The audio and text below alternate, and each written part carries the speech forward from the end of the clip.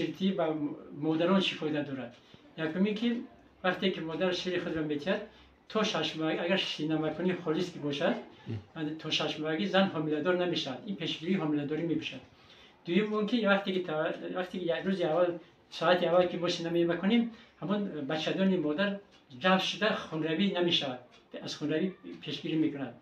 بعد در آینده من بیماری هایی که بچه‌دان میشن، بیماری های از بیماری های صورتی از دیگر بیماری ها زنها را پیشگیری محافظت می نماید. خب بعد زن آسوده میشه. وقتی که سینه میکند زن یک کیفیت معین گرفته و آسوده استراحت میکند، دم میگیرد. مهر مادری و کودکی نزدیک می شود. همین اویله شیردی سینه مکانی افضلیت همین است که اگر وقتی که کودک شیر مادر رو نمیخورد برای اویله تا 500-600 سومن باید که غذاهای سنی بخرند. برای هر یک اویله قریب 500-600 سومنی مبلغ چی می شود؟ صرفه می شود. خیلی خلاصه که ما سینه مکانی در بین زنهای حامله دار، زنهای سینه مکان تبلیغ میکنیم، چون که بهترین غذایی که ما گفتیم شیر مادر میباشد. برای جمعیت هم برای اویله هم یک منفعتی زیاد دارد.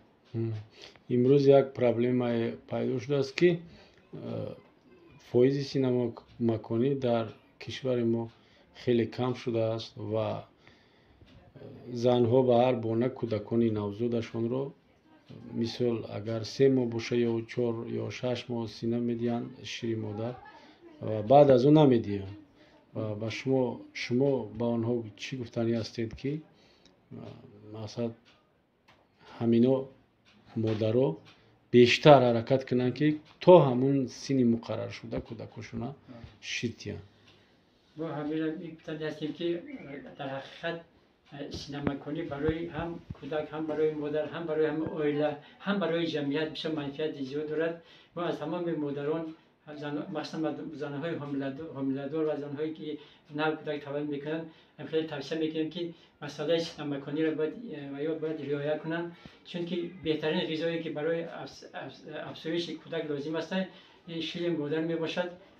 و این چیزی که شاعر میگه شیر مادر شیره جان من است، در همه دردها درمان من است. اگر که وقتی که کودک شیر مادر رو میکرد و کمتر بیمار میشد و مادر تنجی میشد.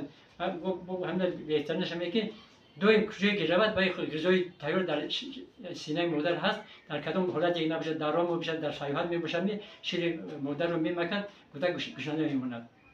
تشکر زیاد.